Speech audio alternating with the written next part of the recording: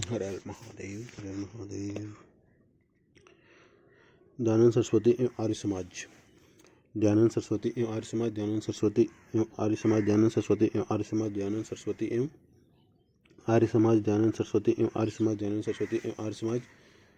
दयानंद सरस्वती एवं आर्य समाज। दयानंद सरस्वती एवं Arya Samaj. Hindu Luther king. Dayanand Saraswati Hindu Luther king. Dayanand Saraswati Hindu Luther king. Dayanand Saraswati Hindu Luther king. Dayanand Saraswati Hindu Luther king. Dayanand Saraswati एवं Arya Samaj Hindu Luther king.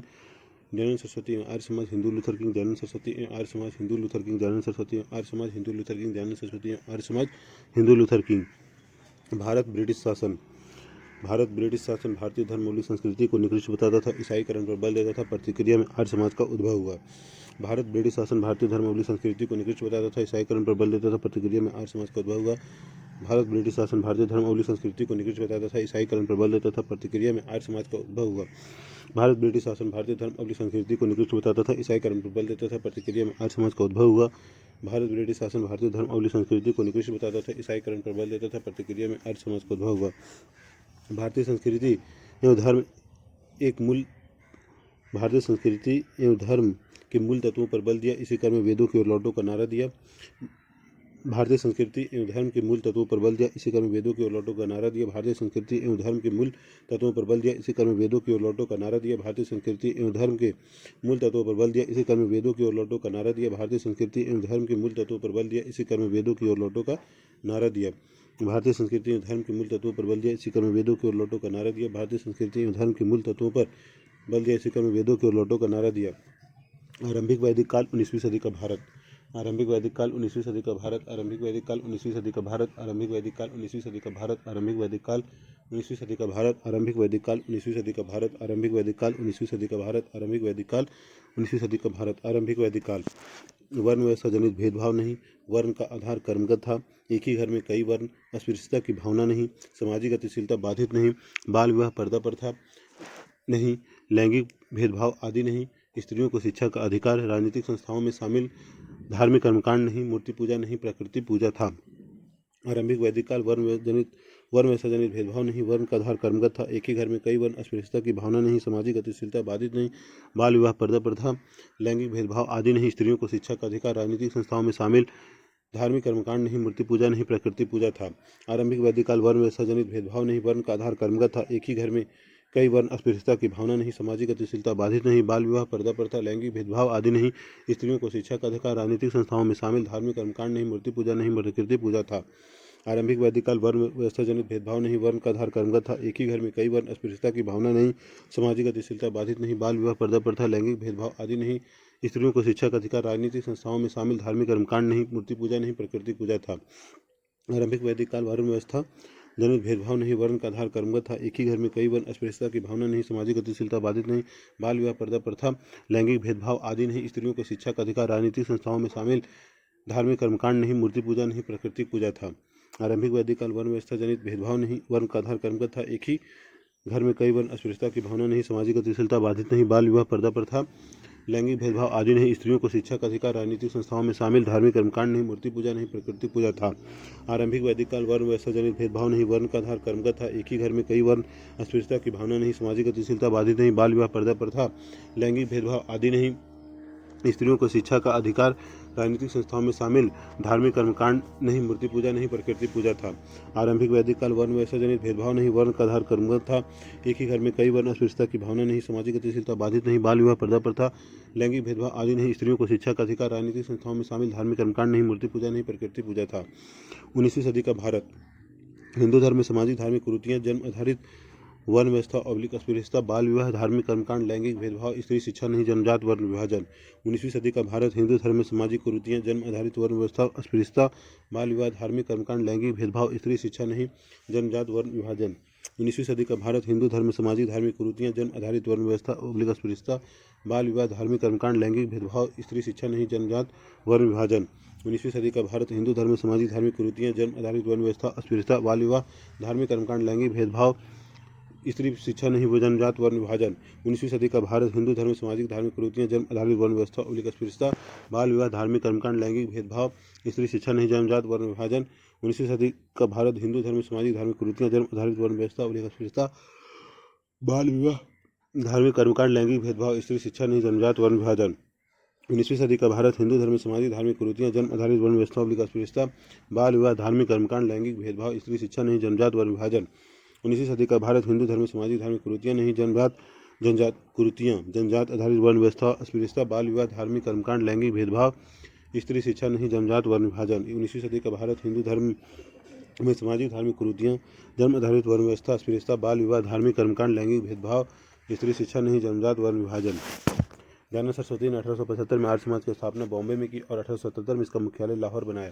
Dayanand Saraswati ने 1875 में आर्य समाज की स्थापना बॉम्बे में की और इसका 1877 में इसका मुख्यालय लाहौर बनाया। दयानंद सरस्वती ने 1875 में आर्य समाज की स्थापना बॉम्बे में की और इसका मुख्यालय 1877 में लाहौर बनाया।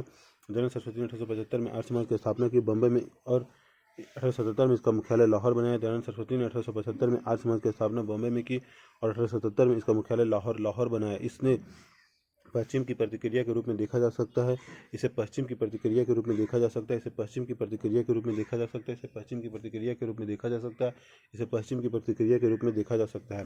दयानंद सरस्वती ने हिंदू धर्म समाज में पश्चिमी परंपरा और मूल्यों के अंधानुकरण की प्रक्रिया में आर्य समाज की स्थापना की। दयानंद सरस्वती ने हिंदू धर्म समाज में पश्चिमी परंपरा और मूल्य के अंधानुकरण की प्रतिक्रिया में आर्य समाज की स्थापना की। दयानंद सरस्वती ने हिंदू धर्म समाज में पश्चिमी परंपरा और मूल्यों के अंधानुकरण की प्रक्रिया में आर्य समाज की स्थापना की। दयानंद सरस्वती ने हिंदू धर्म समाज में पश्चिमी परंपरा और मूल्यों के अंधानुकरण की प्रतिक्रिया में आर्य समाज की स्थापना की। वस्तुतः पश्चिमी विचारक भारतीय समाज और उनके धर्म ग्रंथ को निकृष्ट और पिछड़ा बताते थे और ईसाईकरण पर बल दे रहे थे। वस्तुतः पश्चिमी विचारक भारतीय समाज और उनके धर्म ग्रंथ को निकृष्ट और पिछड़ा बताते थे और ईसाईकरण पर बल दे रहे थे। वस्तुतः पश्चिमी विचारक भारतीय समाज और उनके धर्म ग्रंथ को निकृष्ट और पिछड़ा बताते थे और ईसाईकरण पर बल दे रहे थे। वस्तुतः पश्चिमी विचारक भारतीय समाज और उनके धर्म ग्रंथ को निकृष्ट और पिछड़ा बताते थे और ईसाईकरण पर बल दे रहे थे। अतः दयानंद सरस्वती ने इसकी प्रतिक्रिया में वेदों की ओर लौटो का नारा दिया तथा वेदों की व्याख्या आधुनिक संदर्भों में की। अतः दयानंद सरस्वती ने इसकी प्रतिक्रिया में वेदों की ओर लौटो का नारा दिया तथा वेदों की व्याख्या आधुनिक संदर्भों में की। अतः दयानंद सरस्वती ने इसकी प्रतिक्रिया में वेदों की ओर लौटो का नारा दिया तथा वेदों की व्याख्या आधुनिक संदर्भों में की।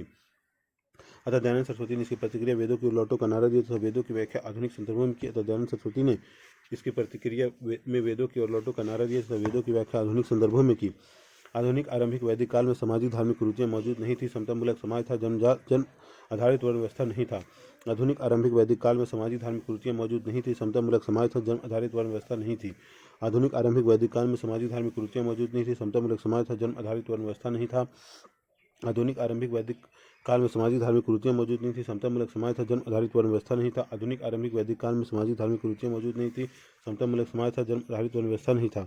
अतः अस्पृश्यता या छुआछूत की भावना नहीं थी, अतः अस्पृश्यता या छुआछूत की भावना नहीं थी, अतः अस्पृश्यता और छुआछूत की भावना नहीं थी। स्त्री को शिक्षा का अधिकार था, बाल विवाह, पर्दा प्रथा, सती प्रथा जैसी कुरीतियाँ नहीं थी। स्त्री को शिक्षा का अधिकार था, बाल विवाह, पर्दा प्रथा, सती प्रथा जैसी कुरीतियाँ नहीं थी। स्त्री को शिक्षा का अधिकार था, बाल विवाह, पर्दा प्रथा, सती प्रथा जैसी कुरीतियाँ नहीं थी। दूसरी तरफ 19वीं सदी के भारतीय समाज में भेदभाव, सामाजिक धार्मिक कर्मकांड जैसी कुरीतियाँ मौजूद थी। दूसरी तरफ 19वीं सदी के भारतीय समाज में भेदभाव, सामाजिक धार्मिक कर्मकांड जैसी कुरीतियाँ मौजूद थी। दूसरी तरफ 19वीं सदी के भारतीय समाज में भेदभाव, सामाजिक धार्मिक कर्मकांड जैसी कुरीतियाँ मौजूद थी। ऐसी स्थिति में दयानंद सरस्वती ने वेदों को प्रमाण मानते हुए समाज की कुरीतियों को समाप्त करने पर बल दिया। ऐसी स्थिति में दयानंद सरस्वती ने वेद को प्रमाण मानते हुए समाज के कुरीतियों को समाप्त करने पर बल दिया। ऐसी स्थिति में दयानंद सरस्वती ने वेद को प्रमाण मानते हुए समाज की कुरीतियों को समाप्त करने पर बल दिया। ऐसी स्थिति में दयानंद सरस्वती ने वेद को प्रमाण मानते हुए समाज की कुरीतियों को समाप्त करने पर बल दिया। ऐसी स्थिति में दयानंद सरस्वती ने वेद को प्रमाण मानते हुए समाज की कुरीतियों को समाप्त करने पर बल दिया। वस्तुतः 19वीं सदी में पश्चिमी जगत भारतीय धर्म और समाज को ही पिछड़ा बता रहा था। वस्तुतः 19वीं सदी में पश्चिमी जगत भारतीय धर्म और समाज को ही पिछड़ा बता रहा था। वस्तुतः 19वीं सदी में पश्चिमी जगत भारतीय धर्म और समाज को ही पिछड़ा बता रहा था। अतः इसकी प्रतिक्रिया में आर्य समाज ने भारत की आरंभिक वैदिक संस्कृति को आधार बनाते हुए उसकी श्रेष्ठता उद्घाटित की। अतः इसकी प्रतिक्रिया में आर्य समाज ने भारत की आरंभिक वैदिक संस्कृति को आधार बनाते हुए उसकी श्रेष्ठता उद्घाटित की। अतः इसकी प्रक्रिया में आर्य समाज ने भारत की आरंभिक वैदिक संस्कृति को आधार बनाते हुए उसकी श्रेष्ठता उद्घाटित की। आर्य समाज के सिद्धांत, आर्य समाज के सिद्धांत, आर्य समाज के सिद्धांत, आर्य समाज के सिद्धांत, आर्य समाज के सिद्धांत। वेद समस्त ज्ञान के स्रोत है, अतः सभी को इसका अध्ययन करना चाहिए। वेद समस्त ज्ञान के स्रोत है, अतः सभी को इसका अध्ययन करना चाहिए। वेद समस्त ज्ञान का स्रोत है, अतः सभी को इसका अध्ययन करना चाहिए। वेद समस्त ज्ञान का स्रोत है, अतः सभी को इसका अध्ययन करना चाहिए। वेद समस्त ज्ञान का स्रोत है, अतः सभी को इसका अध्ययन करना चाहिए। वेद समस्त ज्ञान का स्रोत है, अतः सभी को इसका अध्ययन करना चाहिए। ईश्वर सर्वशक्तिमान है और निराकार है। ईश्वर सर्वशक्तिमान है और निराकार है। ईश्वर सर्वशक्तिमान है और निराकार है। ईश्वर सर्वशक्तिमान है और निराकार है। ईश्वर सर्वशक्तिमान है और निराकार है। ईश्वर सर्वशक्तिमान है और निराकार है। ईश्वर सर्वशक्तिमान है और निराकार है। सभी व्यक्तियों को सत्य स्वीकार करना चाहिए और सबसे बड़ा कर्म परोपकार है। सभी व्यक्तियों को सत्य स्वीकार करना चाहिए और सबसे बड़ा कर्म परोपकार है। सभी व्यक्तियों को सत्य स्वीकार करना चाहिए और सबसे बड़ा कर्म परोपकार है। सभी व्यक्तियों को सत्य स्वीकार करना चाहिए और सबसे बड़ा कर्म परोपकार है। सभी व्यक्तियों को सत्य स्वीकार करना चाहिए और सबसे बड़ा कर्म परोपकार है। सभी व्यक्तियों को सत्य स्वीकार करना चाहिए और सबसे बड़ा कर्म परोपकार है। सभी व्यक्तियों को सत्य स्वीकार करना चाहिए और सबसे बड़ा कर्म परोपकार है। सभी व्यक्तियों को सत्य स्वीकार करना चाहिए और सबसे बड़ा कर्म परोपकार है। बाल विवाह, बहुपत्नी प्रथा, मूर्ति पूजा, तीर्थ यात्रा, अवतारवाद का विरोध करना चाहिए। बाल विवाह, बहुपत्नी प्रथा, मूर्ति पूजा, तीर्थ यात्रा, अवतारवाद का विरोध करना चाहिए। बाल विवाह, बहुपत्नी प्रथा, मूर्ति पूजा, तीर्थ यात्रा, अवतारवाद का विरोध करना चाहिए। बाल विवाह, बहुपत्नी प्रथा, मूर्ति पूजा, तीर्थ यात्रा, अवतारवाद का विरोध करना चाहिए। बाल विवाह, बहुपत्नी प्रथा, मूर्ति पूजा, तीर्थ यात्रा, अवतारवाद का विरोध करना चाहिए। बाल विवाह, बहुपत्नी प्रथा, मूर्ति पूजा, तीर्थ यात्रा, अवतारवाद का विरोध करना चाहिए। बाल विवाह, बहुपत्नी प्रथा, मूर्ति पूजा, तीर्थ यात्रा, अवतारवाद का विरोध करना चाहिए। अपनी उन्नति के साथ सबको उन्नति का प्रयास करना चाहिए। अपनी उन्नति के साथ सबकी उन्नति का प्रयास करना चाहिए। अपनी उन्नति के साथ सबकी उन्नति का प्रयास करना चाहिए। अपनी उन्नति के साथ सबकी उन्नति का प्रयास करना चाहिए। अपनी उन्नति के साथ सबकी उन्नति का प्रयास करना चाहिए। अपनी उन्नति के साथ सबकी उन्नति का प्रयास करना चाहिए। अपनी उन्नति के साथ सबकी उन्नति का प्रयास करना चाहिए। आर्य समाज ने कर्म, पुनर्जन्म तथा आत्मा के सिद्धांत पर विश्वास किया। आर्य समाज ने कर्म, पुनर्जन्म तथा आत्मा के सिद्धांत पर विश्वास किया। आर्य समाज ने कर्म, पुनर्जन्म तथा आत्मा के सिद्धांत पर विश्वास किया। आर्य समाज ने कर्म, पुनर्जन्म तथा आत्मा के सिद्धांत पर विश्वास किया। आर्य समाज ने कर्म, पुनर्जन्म तथा आत्मा के सिद्धांत पर विश्वास किया। आर्य समाज ने कर्म, पुनर्जन्म तथा आत्मा के सिद्धांत पर विश्वास किया। आर्य समाज ने कर्म, पुनर्जन्म तथा आत्मा के सिद्धांत पर विश्वास किया। आर्य समाज ने कर्म, पुनर्जन्म तथा आत्मा के सिद्धांत पर विश्वास किया। आर्य समाज के सिद्धांत, वेद समस्त ज्ञान के स्रोत है, सभी को इसका अध्ययन करना चाहिए। ईश्वर सर्वशक्तिमान है और निराकार है। सभी व्यक्तियों को सत्य स्वीकार करना चाहिए और सबसे बड़ा कर्म परोपकार है। बाल विवाह, बहुपत्नी प्रथा, मूर्ति पूजा, तीर्थ यात्रा, अवतारवाद का विरोध करना चाहिए। अपनी उन्नति के साथ सबकी उन्नति का प्रयास करना चाहिए। आर्य समाज ने कर्म, पुनर्जन्म तथा आत्मा के सिद्धांत पर विश्वास किया। आर्य समाज के सिद्धांत, वेद समस्त ज्ञान के स्रोत है, सभी को इसका अध्ययन करना चाहिए। ईश्वर सर्वशक्तिमान है और निराकार है। सभी व्यक्तियों को सत्य स्वीकार करना चाहिए। सबसे बड़ा कर्म परोपकार है। बाल विवाह, बहुपत्नी प्रथा, मूर्ति पूजा, तीर्थ यात्रा, अवतारवाद का विरोध करना चाहिए। अपनी उन्नति के साथ सबकी उन्नति का प्रयास करना चाहिए। आर्य समाज ने कर्म, पुनर्जन्म तथा आत्मा के सिद्धांत पर विश्वास किया। आर्य समाज के सिद्धांत, वेद समस्त ज्ञान के स्रोत है, सभी को इसका अध्ययन करना चाहिए। ईश्वर सर्वशक्तिमान है और निराकार है। सभी व्यक्तियों को सत्य स्वीकार करना चाहिए। सबसे बड़ा कर्म परोपकार है। बाल विवाह, बहुपत्नी प्रथा, मूर्ति पूजा, तीर्थ यात्रा, अवतारवाद का विरोध करना चाहिए। अपनी उन्नति के साथ सबकी उन्नति का प्रयास करना चाहिए। आर्य समाज ने कर्म, पुनर्जन्म तथा आत्मा के सिद्धांत पर विश्वास किया। आर्य समाज के सिद्धांत, वेद समस्त ज्ञान के स्रोत है, सभी को इसका अध्ययन करना चाहिए। ईश्वर सर्वशक्तिमान है, निराकार है। सभी व्यक्तियों को सत्य स्वीकार करना चाहिए और सबसे बड़ा कर्म परोपकार है। बाल विवाह, बहुपत्नी प्रथा, मूर्ति पूजा, तीर्थ यात्रा, अवतारवाद का विरोध करना चाहिए। अपनी उन्नति के साथ सबकी उन्नति का प्रयास करना चाहिए। आर्य समाज ने कर्म, पुनर्जन्म तथा आत्मा के सिद्धांत पर विश्वास किया। आर्य समाज के सिद्धांत, वेद समस्त ज्ञान के स्रोत है, सभी को इसका अध्ययन करना चाहिए। ईश्वर सर्वशक्तिमान है, निराकार है। सभी व्यक्तियों को सत्य स्वीकार करना चाहिए और सबसे बड़ा कर्म परोपकार है। बाल विवाह, बहुपत्नी प्रथा, मूर्ति पूजा, तीर्थ यात्रा, अवतारवाद का विरोध करना चाहिए। अपनी उन्नति के साथ सबकी उन्नति का प्रयास करना चाहिए। आर्य समाज ने कर्म, पुनर्जन्म तथा आत्मा के सिद्धांत पर विश्वास किया। स्वराज शब्द का प्रयोग करते हुए स्वदेशी पर बल दिया। स्वराज शब्द का प्रयोग करते हुए स्वदेशी पर बल दिया। स्वराज शब्द का प्रयोग करते हुए स्वदेशी पर बल दिया। स्वराज शब्द का प्रयोग करते हुए स्वदेशी पर बल दिया। स्वराज शब्द का प्रयोग करते हुए स्वदेशी पर बल दिया। वसुधा दयानंद सरस्वती पहले व्यक्ति थे जिन्होंने स्वराज शब्द का प्रयोग किया। उनके अनुसार विदेशी राज चाहे कितना ही अच्छा क्यों न हो, किंतु वह सुखदायक नहीं हो सकता। वसुधा दयानंद सरस्वती पहले व्यक्ति थे जिन्होंने स्वराज शब्द का प्रयोग किया। उनके अनुसार विदेशी राज चाहे जितना ही अच्छा क्यों न हो, किंतु वह सुखदायक नहीं हो सकता। वसुधा दयानंद सरस्वती पहले व्यक्ति थे जिन्होंने स्वराज शब्द का प्रयोग किया। उनके अनुसार विदेशी राज चाहे कितना ही अच्छा क्यों न हो, किंतु वह सुखदायक नहीं हो सकता। इसी क्रम में उन्होंने कर्मकांड, पुरोहित व्यवस्था की आलोचना की तथा शुद्धि आंदोलन चलाया। अर्थात यदि पहले किसी हिंदू धर्म के व्यक्ति का बलपूर्वक धर्मांतरण कराया गया है तो वह व्यक्ति आर्य समाज पद्धति से शुद्ध होकर अपने परंपरागत हिंदू धर्म में लौट सकता है। इसी क्रम में उन्होंने कर्मकांड, पुरोहित व्यवस्था की आलोचना की तथा शुद्धि आंदोलन चलाया। अर्थात यदि पहले किसी धर्म के व्यक्ति का बलपूर्वक धर्मांतरण कराया गया है तो वह व्यक्ति आर्य समाज पद्धति से शुद्ध होकर अपने परंपरागत हिंदू धर्म में लौट सकता है। इसी क्रम में उन्होंने कर्मकांड, पुरोहित व्यवस्था की आलोचना की तथा शुद्धि आंदोलन चलाया। अर्थात यदि पहले किसी हिंदू धर्म के व्यक्ति का बलपूर्वक धर्मांतरण कराया गया तो वह व्यक्ति आर्य समाज पद्धति से शुद्ध होकर अपने परंपरागत हिंदू धर्म में लौट सकता है। आर्य समाज की इस कार्यवाही ने हिंदू समाज के एक वर्ग को उग्र बनाया और इससे अंततः सांप्रदायिकता को बढ़ावा मिला। आर्य समाज की इस कार्यवाही ने हिंदू समाज के एक वर्ग को उग्र बनाया और इससे अंततः सांप्रदायिकता को बढ़ावा मिला। आर्य समाज की इस कार्यवाही ने हिंदू समाज के एक वर्ग को उग्र बनाया और इससे अंततः सांप्रदायिकता को बढ़ावा मिला। दयानंद सरस्वती ने केशव चंद्र सेन की सलाह से अपने विचारों को संस्कृत के बजाय हिंदी भाषा में व्यक्त करने का निर्णय लिया ताकि अधिक से अधिक व्यक्तियों तक उनके विचार पहुंच सके। दयानंद सरस्वती ने केशव चंद्र सेन की सलाह से अपने विचारों को संस्कृत के बजाय हिंदी भाषा में व्यक्त करने का निर्णय लिया ताकि अधिक से अधिक व्यक्तियों तक उनके विचार पहुंच सके। दयानंद सरस्वती ने केशव चंद्र सेन की सलाह से अपने विचारों को संस्कृत के बजाय हिंदी भाषा में व्यक्त करने का निर्णय लिया ताकि अधिक से अधिक व्यक्तियों तक उनके विचार पहुंच सके। दयानंद सरस्वती ने केशव चंद्र सेन की सलाह से अपने विचारों को संस्कृत के बजाय हिंदी भाषा में व्यक्त करने का निर्णय लिया ताकि अधिक से अधिक व्यक्तियों तक उनके विचार पहुंच सके। दयानंद सरस्वती ने केशव चंद्र सेन सेन की सलाह से अपने विचारों को संस्कृत के बजाय हिंदी भाषा में व्यक्त करने का निर्णय लिया ताकि अधिक से अधिक व्यक्तियों तक उनके विचार पहुंच सके। इस तरह हिंदी को राष्ट्रभाषा के रूप में प्रचारित करने वाले वे पहले व्यक्ति थे। इस तरह हिंदी को राष्ट्रभाषा के रूप में प्रचारित करने वाले वे पहले व्यक्ति थे। इस तरह हिंदी को राष्ट्रभाषा के रूप में प्रचारित करने वाले वे पहले व्यक्ति थे। इस तरह हिंदी को राष्ट्रभाषा के रूप में प्रचारित करने वाले वे पहले व्यक्ति थे। इस तरह हिंदी को राष्ट्रभाषा के रूप में प्रचारित करने वाले वे पहले व्यक्ति थे। आर्य समाज ने भारतीय समाज को गहरे स्तर पर प्रभावित किया। उनके शैक्षणिक कार्यक्रम में विभिन्न क्षेत्र के लोगों को एक सूत्र में बांधा और लोगों को जागरूक बनाया। आर्य समाज ने भारतीय समाज को गहरे स्तर पर प्रभावित किया। उसके शैक्षणिक कार्यक्रम ने विभिन्न क्षेत्र के लोगों को एक सूत्र में बांधा और लोगों को जागरूक बनाया। आर्य समाज ने भारतीय समाज को गहरे स्तर पर प्रभावित किया। उनके शैक्षणिक कार्यक्रम ने विभिन्न क्षेत्र के लोगों को एक सूत्र में बांधा और लोगों को जागरूक बनाया। आर्य समाज ने भारतीय समाज को गहरे स्तर पर प्रभावित किया। उसके शैक्षणिक कार्यक्रम में विभिन्न क्षेत्र के लोगों को एक सूत्र में बांधा और लोगों को जागरूक बनाया। आर्य समाज ने भारतीय समाज को गहरे स्तर पर प्रभावित किया और उसके शैक्षणिक कार्यक्रम में विभिन्न क्षेत्र के लोगों को एक सूत्र में बांधा और लोगों को जागरूक बनाया। अतः राष्ट्रीयता के विकास में इसकी भूमिका दिखाई देती है। अतः राष्ट्रीयता के विकास में इसकी भूमिका दिखाई देती है। अतः राष्ट्रीयता के विकास में इसकी भूमिका दिखाई देती है। अतः राष्ट्रीयता के विकास में इसकी भूमिका दिखाई देती है। आर्य समाज के अंतर्गत हंसराज एवं लाला लाजपत राय ने लाहौर में 1886 में दयानंद एंग्लो वैदिक कॉलेज की स्थापना की और फिर देश भर में ऐसे कॉलेज खोले गए। आर्य समाज के अंतर्गत हंसराज एवं लाला लाजपत राय, हंसराज एवं लाला लाजपत राय, हंसराज एवं लाला लाजपत राय, हंसराज एवं लाला लाजपत राय, हंसराज एवं लाला लाजपत राय ने लाहौर में 1886 में दयानंद एंग्लो वैदिक कॉलेज की स्थापना की और फिर देश भर में ऐसे कॉलेज खोले गए। आर्य समाज के अंतर्गत हंसराज एवं लाला लाजपत राय ने लाहौर में 1886 में दयानंद एंग्लो वैदिक कॉलेज की स्थापना की और फिर देश भर में ऐसे कॉलेज खोले गए।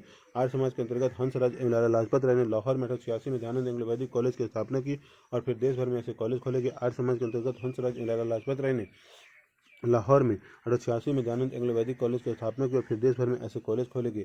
हंसराज एवं लाला लाजपत राय, हंसराज एवं लाला लाजपत राय, हंसराज एवं लाला लाजपत राय, लाहौर 1886 दयानंद एंग्लो वैदिक कॉलेज, हंसराज एवं लाला लाजपत राय, लाहौर 1886 दयानंद एंग्लो वैदिक कॉलेज, हंसराज एवं लाला लाजपत राय, लाहौर 1886 दयानंद एंग्लो वैदिक कॉलेज, हंसराज एवं लाला लाजपत राय, लाहौर 1886 दयानंद एंग्लो वैदिक कॉलेज। दूसरी ओर लेखराम एवं मुंशीराम ने 1902 में हरिद्वार में गुरुकुल की स्थापना की जिसमें परंपरागत भारतीय शिक्षा पर बल दिया जाता था। दूसरी ओर लेखराम एवं मुंशीराम ने 1902 में हरिद्वार में गुरुकुल की स्थापना की जिसमें परंपरागत भारतीय शिक्षा पर बल दिया जाता था। दूसरी ओर लेखराम एवं मुंशीराम ने 1902 में हरिद्वार में गुरुकुल की स्थापना की जिसमें परंपरागत भारतीय शिक्षा पर बल दिया जाता था। दूसरी ओर लेखराम एवं मुंशीराम ने 1902 में हरिद्वार में गुरुकुल की स्थापना की जिसमें परंपरागत भारतीय शिक्षा पर बल दिया जाता था। दूसरी ओर लेखराम एवं मुंशीराम ने 1902 में हरिद्वार में गुरुकुल की स्थापना की जिसमें परंपरागत भारतीय शिक्षा पर बल दिया जाता था। लेखराम एवं मुंशीराम 1902 हरिद्वार में, लेखराम एवं मुंशीराम 1902 हरिद्वार में, लेखराम एवं मुंशीराम 1902 हरिद्वार में, लेखराम एवं मुंशीराम 1902 हरिद्वार में, लेखराम एवं मुंशीराम 1902 हरिद्वार में, लेखराम एवं मुंशीराम 1902 हरिद्वार में गुरुकुल की स्थापना किया। हंसराज लाला लाजपत राय लाहौर में 1886 दयानंद एंग्लो वैदिक कॉलेज, हंसराज लाला लाजपत राय लाहौर 1886 दयानंद एंग्लो वैदिक कॉलेज, हंसराज लाला लाजपत राय लाहौर 1886 दयानंद एंग्लो वैदिक कॉलेज।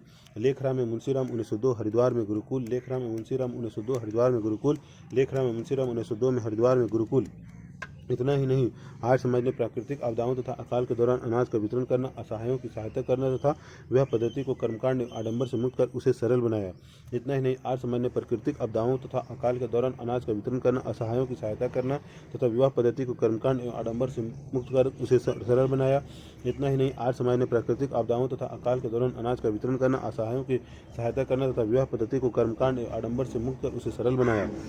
इतना ही नहीं, आर्य समाज ने प्राकृतिक आपदाओं तथा अकाल के दौरान अनाज का वितरण करना, असहायों की सहायता करना तथा विवाह पद्धति को कर्मकांड एवं आडंबर से मुक्त कर उसे सरल बनाया।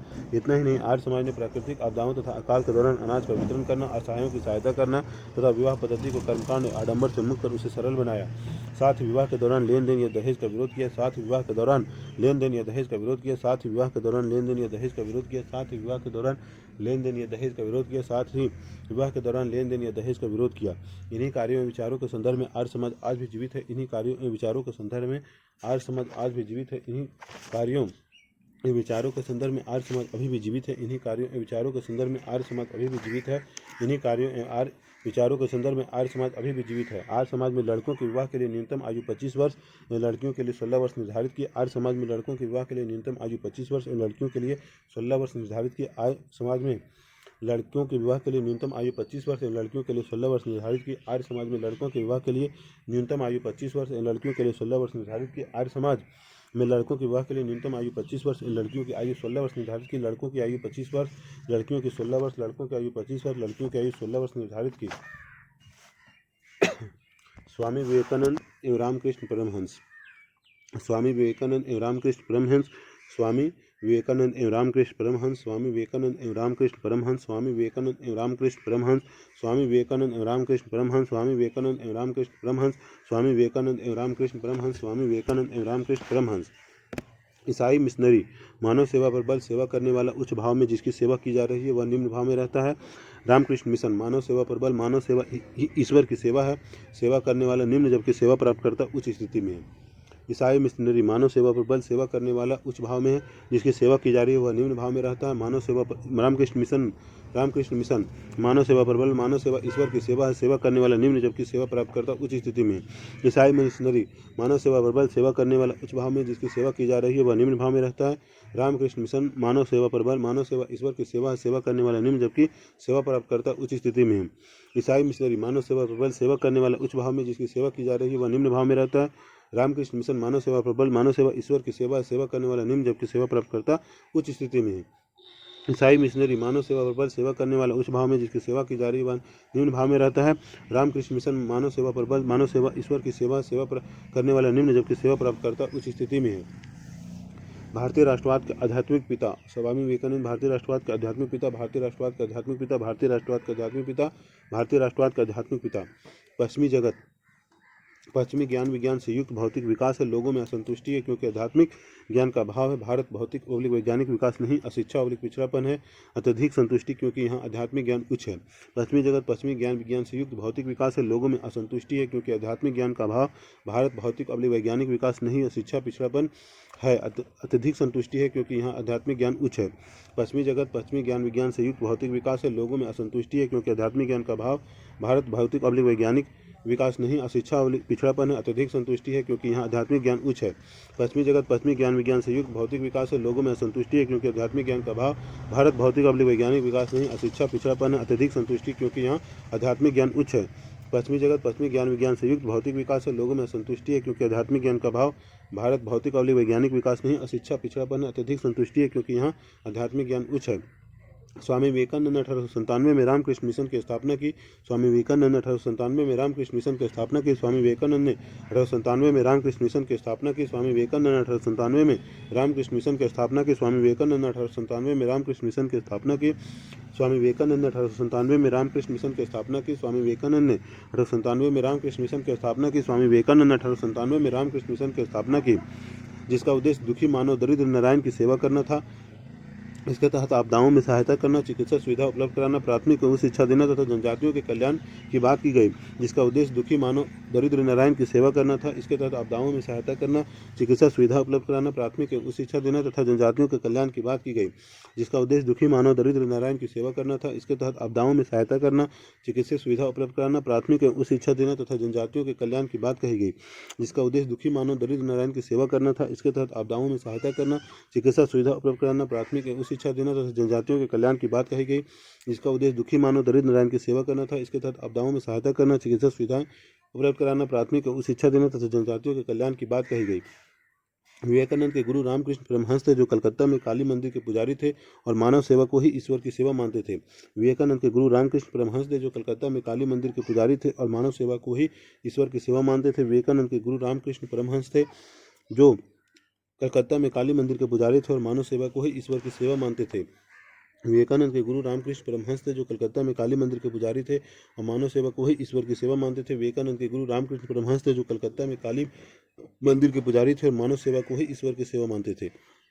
उन्होंने कहा कि धार्मिक मुक्ति एवं ईश्वर की प्राप्ति के कई मार्ग हैं और इन मार्गों में से सबसे श्रेष्ठ मार्ग मानव सेवा है। उन्होंने कहा कि धार्मिक मुक्ति एवं ईश्वर की प्राप्ति के कई मार्ग हैं और इन मार्गों में सबसे श्रेष्ठ मार्ग मानव सेवा है। उन्होंने कहा कि धार्मिक मुक्ति एवं ईश्वर की प्राप्ति के कई मार्ग हैं और इन मार्गों में सबसे श्रेष्ठ मार्ग मानव सेवा है। उन्होंने कहा कि धार्मिक मुक्ति एवं ईश्वर की प्राप्ति के कई मार्ग हैं और इन मार्गों में सबसे श्रेष्ठ मार्ग मानव सेवा है। उन्होंने कहा कि धार्मिक मुक्ति एवं ईश्वर की प्राप्ति के कई मार्ग हैं और इन मार्गों में सबसे श्रेष्ठ मार्ग मानव सेवा है। क्योंकि मानव ईश्वर का मूर्त रूप है, इसलिए मानव सेवा ही ईश्वर की सच्ची सेवा है। क्योंकि मानव ईश्वर का मूर्त रूप है, इसलिए मानव सेवा ही ईश्वर की सच्ची सेवा है। क्योंकि मानव ईश्वर का मूर्त रूप है, इसलिए मानव सेवा ही ईश्वर की सच्ची सेवा है।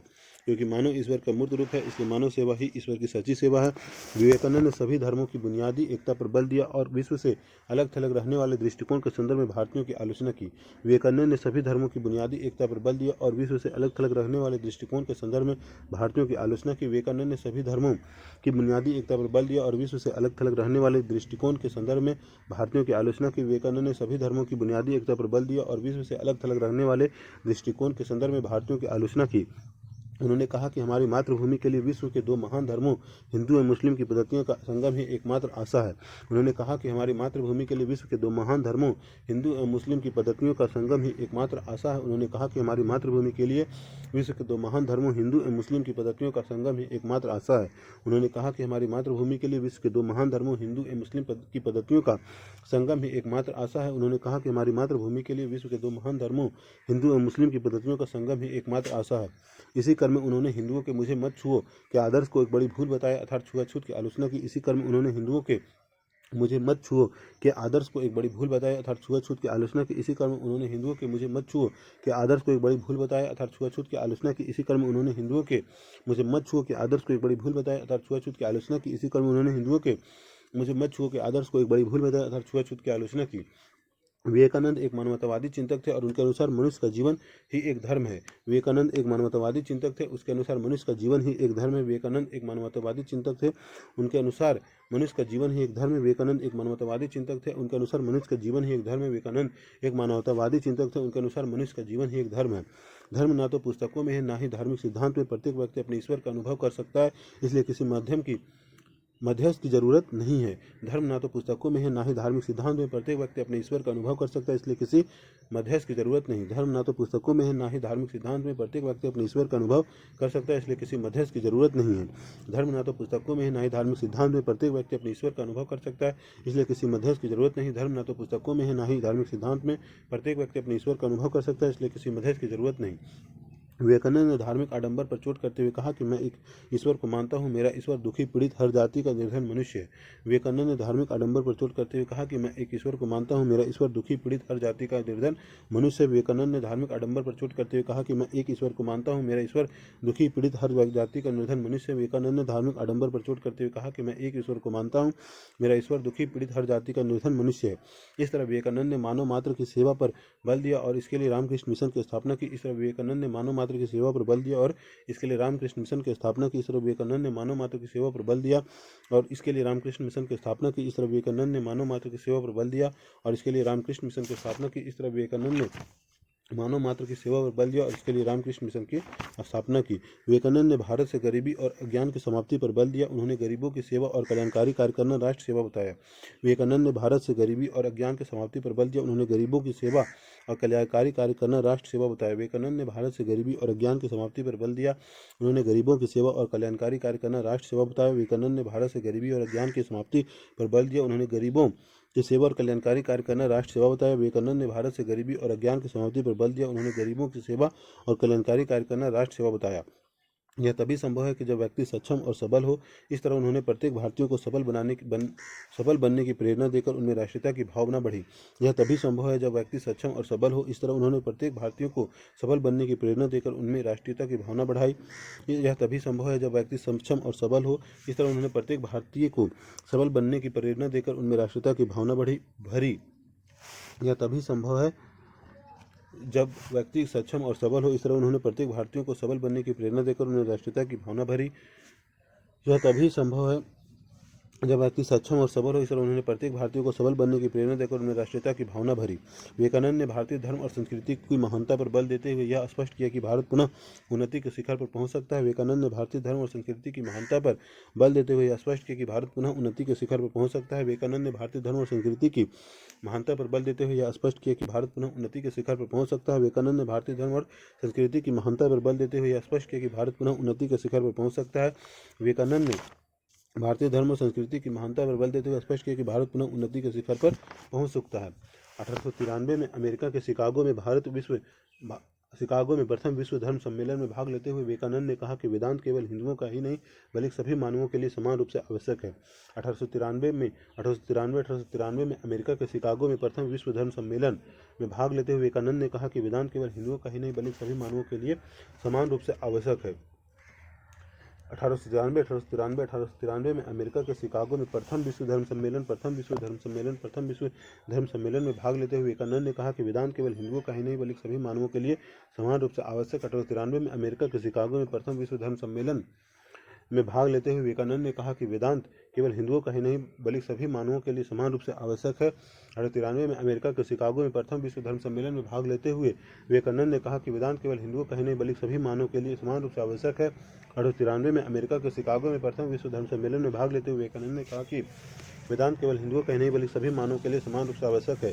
उन्होंने अध्यात्म भौतिकवाद के माध्यम से संतुलन स्थापित करने पर बल दिया और कहा कि हमें देने के साथ साथ कुछ ग्रहण भी करना चाहिए। उन्होंने अध्यात्म में भौतिकवाद के मध्य संतुलन स्थापित करने पर बल दिया और कहा कि हमें देने के साथ साथ कुछ ग्रहण भी करना चाहिए। उन्होंने अध्यात्म में भौतिकवाद के मध्य संतुलन स्थापित करने पर बल दिया और कहा कि हमें देने के साथ साथ कुछ ग्रहण भी करना चाहिए।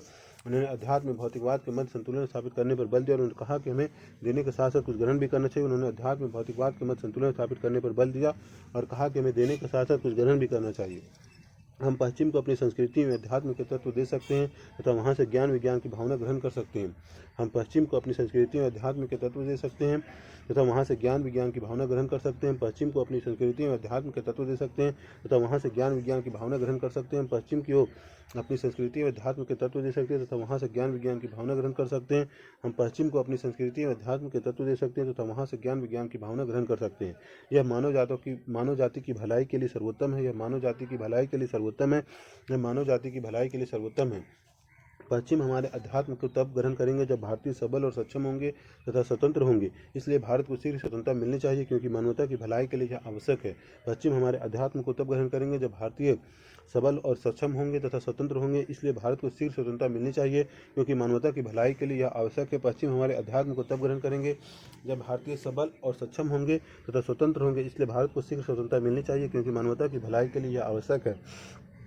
पश्चिम हमारे अध्यात्म को तब ग्रहण करेंगे जब भारतीय सबल और सक्षम होंगे तथा स्वतंत्र होंगे। इसलिए भारत को शीघ्र स्वतंत्रता मिलनी चाहिए क्योंकि मानवता की भलाई के लिए यह आवश्यक है। पश्चिम हमारे अध्यात्म को तब ग्रहण करेंगे जब भारतीय सबल और सक्षम होंगे तथा स्वतंत्र होंगे। इसलिए भारत को शीघ्र स्वतंत्रता मिलनी चाहिए क्योंकि मानवता की भलाई के लिए यह आवश्यक है।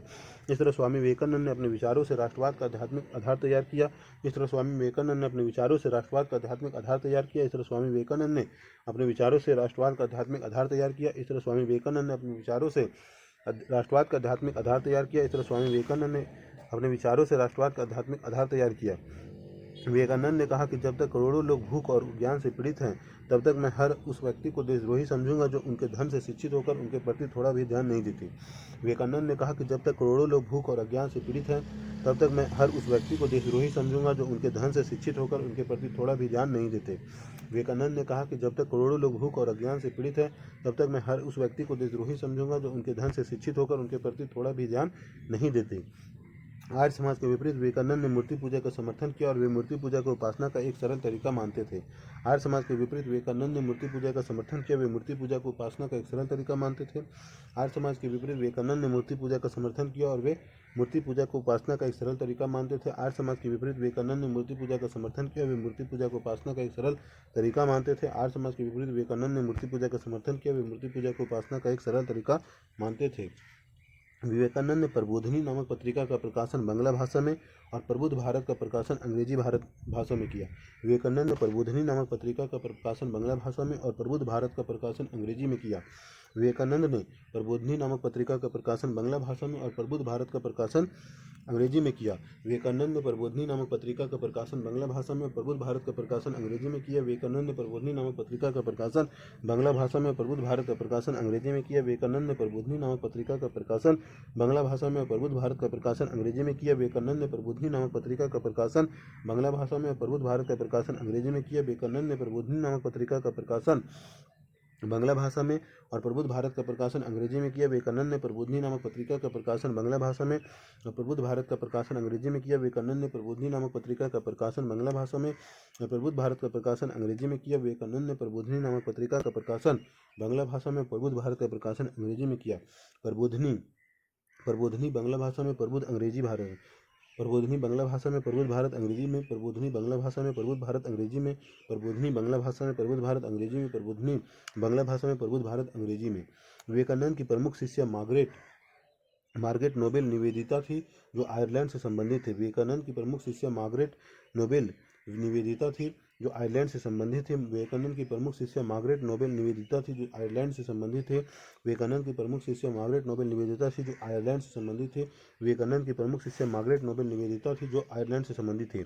Margaret Noble Nivedita Ireland Margaret Noble Nivedita Ireland, Margaret Noble Nivedita Ireland, Margaret Noble Nivedita Ireland, Margaret Noble Nivedita Ireland. Subhash Chandra Bose ने विवेकानंद को आधुनिक राष्ट्रीय आंदोलन का आध्यात्मिक पिता कहा। सुभाष चंद्र बोस ने विवेकानंद को आधुनिक राष्ट्रीय आंदोलन का आध्यात्मिक पिता कहा। सुभाष चंद्र बोस ने विवेकानंद को आधुनिक राष्ट्रीय आंदोलन का आध्यात्मिक पिता कहा। सुभाष चंद्र बोस ने विवेकानंद को आधुनिक राष्ट्रीय आंदोलन का आध्यात्मिक पिता कहा। सुभाष चंद्र बोस ने विवेकानंद को आधुनिक राष्ट्रीय आंदोलन का आध्यात्मिक पिता कहा। सुभाष चंद्र बोस आधुनिक राष्ट्रीय आंदोलन का आध्यात्मिक पिता सुभाष चंद्र बोस। सर सैयद अहमद खां एवं अलीगढ़ आंदोलन, सर सैयद अहमद खां एवं अलीगढ़ आंदोलन, सर सैयद अहमद खां एवं अलीगढ़ आंदोलन, सर सैयद अहमद खां एवं अलीगढ़ आंदोलन, सर सैयद अहमद खां एवं अलीगढ़ आंदोलन, सर सैयद अहमद खां एवं अलीगढ़ आंदोलन। लक्ष्य, सर सैयद अहमद खां एवं अलीगढ़ आंदोलन लक्ष्य /7 मुस्लिम समाज के पिछड़ेपन को दूर करना, मुस्लिम समाज का आधुनिकीकरण करना, आधुनिक शिक्षा देना। लक्ष्य /7 मुस्लिम समाज के पिछड़ेपन को दूर करना, मुस्लिम समाज का आधुनिकीकरण करना, आधुनिक शिक्षा देना। लक्ष्य /7 मुस्लिम समाज के पिछड़ेपन को दूर करना, मुस्लिम समाज का आधुनिकीकरण करना, आधुनिक शिक्षा देना। लक्ष्य /7 मुस्लिम समाज के पिछड़ेपन को दूर करना, मुस्लिम समाज का आधुनिकीकरण करना, आधुनिक शिक्षा देना। लक्ष्य /7 मुस्लिम समाज के पिछड़ेपन को दूर करना, मुस्लिम समाज का आधुनिकीकरण करना, आधुनिक शिक्षा देना। लक्ष्य /7 मुस्लिम समाज के पिछड़ेपन को दूर करना, मुस्लिम समाज का आधुनिकीकरण करना, आधुनिक शिक्षा देना। लक्ष्य /7 मुस्लिम समाज के पिछड़ेपन को दूर करना, मुस्लिम समाज का आधुनिकीकरण करना, आधुनिक शिक्षा देना। साधन, मुस्लिम जमींदारों या कुलीनों के सहयोग से आधुनिक शिक्षा का प्रसार। जमींदार और भूस्वामी वर्ग इस शिक्षा के प्रति आकर्षित नहीं हुए। ब्रिटिश सरकार के सहयोग लेकर आधुनिक शिक्षा के प्रसार, अतः सैयद ने इस विधि को चुना। साधन, मुस्लिम जमींदार या कुलीनों के सहयोग से आधुनिक शिक्षा का प्रसार। जमींदार और भूस्वामी वर्ग इस शिक्षा के प्रति आकर्षित नहीं हुए। ब्रिटिश सरकार के सहयोग लेकर आधुनिक शिक्षा का प्रसार, अतः सैयद खान ने इस विधि को चुना। साधन, मुस्लिम जमींदारों का या कुलीनों के सहयोग से आधुनिक शिक्षा का प्रचार। जमींदार और भूस्वामी वर्ग इस शिक्षा के प्रति आकर्षित नहीं हुए। ब्रिटिश सरकार के सहयोग लेकर आधुनिक शिक्षा के प्रसार, अतः सैयद ने इस विधि को चुना। मुस्लिम जमींदारों या कुलीनों के सहयोग से आधुनिक शिक्षा का प्रचार। जमींदार और भूस्वामी वर्ग इस शिक्षा के प्रति आकर्षित नहीं हुए। ब्रिटिश सरकार के सहयोग लेकर आधुनिक शिक्षा का प्रसार, अतः सैयद ने इस विधि को चुना। मुस्लिम जमींदारों या कुलीनों के सहयोग से आधुनिक शिक्षा का प्रसार। जमींदार और भूस्वामी वर्ग इस शिक्षा के प्रति आकर्षित नहीं हुए। ब्रिटिश सरकार का सहयोग लेकर आधुनिक शिक्षा का प्रसार, अतः सैयद ने इस विधि को चुना। सैयद अहमद खां अलीगढ़ आंदोलन लक्ष्य /7 मुस्लिम समाज के पिछड़ेपन को दूर करना, मुस्लिम समाज का आधुनिकीकरण करना, आधुनिक शिक्षा देना। साधन, मुस्लिम जमींदारों या कुलीनों के सहयोग से आधुनिक शिक्षा का प्रसार। जमींदार और भूस्वामी वर्ग इस शिक्षा के प्रति आकर्षित नहीं हुए तो ब्रिटिश सरकार का सहयोग लेकर आधुनिक शिक्षा का प्रसार, अतः सैयद ने इस विधि को चुना। सैयद अहमद खां अलीगढ़ आंदोलन लक्ष्य /7 मुस्लिम समाज के पिछड़ेपन को दूर करना, मुस्लिम समाज का आधुनिकीकरण करना, आधुनिक शिक्षा देना। साधन, मुस्लिम जमींदारों या कुलीनों के सहयोग से आधुनिक शिक्षा का प्रसार। जमींदार और भूस्वामी वर्ग इस शिक्षा के प्रति आकर्षित नहीं हुए। ब्रिटिश सरकार का सहयोग लेकर आधुनिक शिक्षा का प्रसार, अतः सैयद ने इस विधि को चुना। लक्ष्य /7 मुस्लिम समाज के पिछड़ेपन को दूर करना, मुस्लिम समाज का आधुनिकीकरण, आधुनिक शिक्षा देना। साधन, मुस्लिम जमींदारों या कुलीनों के सहयोग से आधुनिक शिक्षा का प्रचार। जमींदार और भूस्वामी वर्ग इस शिक्षा के प्रति आकर्षित नहीं हुए। ब्रिटिश सरकार का सहयोग लेकर आधुनिक शिक्षा का प्रसार, अतः सैयद ने इस विधि को चुना। मुस्लिम दो गुटों में विभाजित। तत्कालीन परिदृश्य, तत्कालीन परिदृश्य, तत्कालीन परिदृश्य, तत्कालीन परिदृश्य। मुस्लिम दो गुटों में विभाजित। कांग्रेस अध्यक्ष ब्रिटिश विरोधी बरूद्दीन तैयबजी मुस्लिम, ब्रिटिश सहयोगी सैयद अहमद खान मुस्लिम। कांग्रेस को समर्थन नहीं। मुस्लिम दो गुटों में विभाजित। कांग्रेस अध्यक्ष ब्रिटिश विरोधी बरूद्दीन तैयबजी मुस्लिम, ब्रिटिश सहयोगी सैयद अहमद खान मुस्लिम। कांग्रेस को समर्थन नहीं। मुस्लिम दो गुटों में विभाजित। कांग्रेस अध्यक्ष ब्रिटिश विरोधी बरूद्दीन तैयबजी मुस्लिम, ब्रिटिश सहयोगी सैयद अहमद खान मुस्लिम। कांग्रेस को समर्थन नहीं। मुस्लिम दो गुटों में विभाजित। कांग्रेस अध्यक्ष ब्रिटिश विरोधी बरूद्दीन तैयबजी मुस्लिम, ब्रिटिश सहयोगी सैयद अहमद खान मुस्लिम। कांग्रेस को समर्थन नहीं। तत्कालीन परिदृश्य, मुस्लिम दो गुटों में विभाजित। कांग्रेस अध्यक्ष ब्रिटिश विरोधी बरूद्दीन तैयबजी मुस्लिम, ब्रिटिश सहयोगी सैयद अहमद खान मुस्लिम। कांग्रेस को समर्थन नहीं। मुस्लिम दो गुटों में विभाजित। तत्कालीन परिदृश्य, मुस्लिम दो गुटों में विभाजित। कांग्रेस अध्यक्ष ब्रिटिश विरोधी बरूद्दीन तैयबजी मुस्लिम, ब्रिटिश सहयोगी सैयद अहमद खान मुस्लिम। कांग्रेस को समर्थन नहीं। ब्रिटिश द्वारा सैयद अहमद एंड कंपनी को हिंदुओं के खिलाफ भड़काकर फूट डालो और शासन करो नीति को अपनाया, जो आगे चलकर मुस्लिम पृथक निर्वाचन तथा सांप्रदायिकता के बढ़ावा के लिए उत्तरदायी कारक रहा। ब्रिटिश द्वारा सैयद अहमद एंड कंपनी समर्थकों को हिंदुओं के खिलाफ भड़काकर फूट डालो और शासन करो की नीति अपनाया, जो आगे चलकर मुस्लिम पृथक निर्वाचन तथा सांप्रदायिकता के बढ़ावा के लिए उत्तरदायी कारक रहा। ब्रिटिश द्वारा सैयद अहमद खान एंड कंपनी समर्थकों को हिंदुओं के खिलाफ भड़काकर फूट डालो और शासन करो नीति को अपनाया, जो आगे चलकर मुस्लिम पृथक निर्वाचन सांप्रदायिकता को बढ़ावा के लिए उत्तरदायी रहा। ब्रिटिश द्वारा सैयद अहमद खान एंड कंपनी को हिंदुओं के खिलाफ भड़काकर फूट डालो और शासन करो की नीति को अपनाया, जो आगे चलकर मुस्लिम पृथक निर्वाचन तथा सांप्रदायिकता के बढ़ावा को लिए उत्तरदायी कारक रहा। ब्रिटिश द्वारा सैयद अहमद खान एंड कंपनी समर्थकों को हिंदुओं के खिलाफ भड़काकर फूट डालो और शासन करो की नीति को अपनाया, जो आगे चलकर मुस्लिम पृथक निर्वाचन तथा सांप्रदायिकता के बढ़ावा के लिए उत्तरदायी कारक रहा। महादेव। हर हर महादेव, जय माता दी, हर महादेव।